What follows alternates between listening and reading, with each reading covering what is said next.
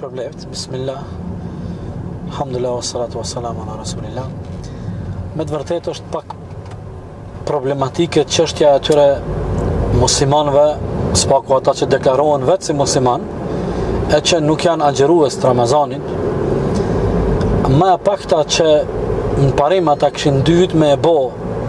edhe si musliman që janë, po edhe një farë lloj obligimi moral përballë agjëruesve, besimtarve,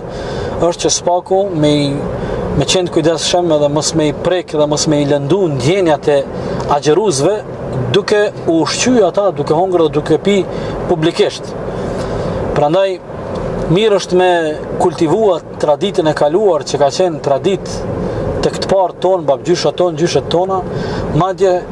subhanallahu shumë të vjetër edhe tregojnë se në të kaluarën edhe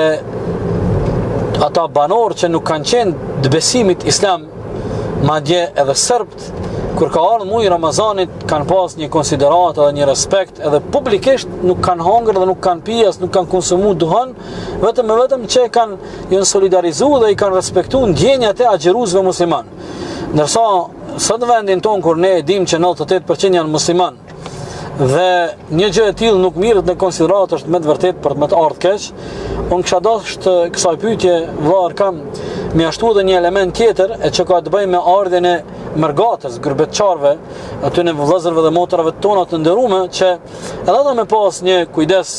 nga se ndoshta ka edhe prej atyre që disa prej tyre agjërojnë, disa nuk agjërojnë, që edhe ata me pas kujdes, veçanti gjatë ditëve të Ramazanit, me i pas konsiderat ndjenjat e agjëruesve, për arsye se fundja fundit agjërimi është ibadet individual, është çështje personale, kush don agjeron, kush don nuk agjeron, mirë po si musliman që jemi, na takon me pas konsiderat, edhe me i respektu dhe mos me i lëndu spaku publikisht ndjenjat e atyre të cilët janë me Ramazan. Allahu na udhëzoft neve dhe udhëzoft të gjithë inshallah.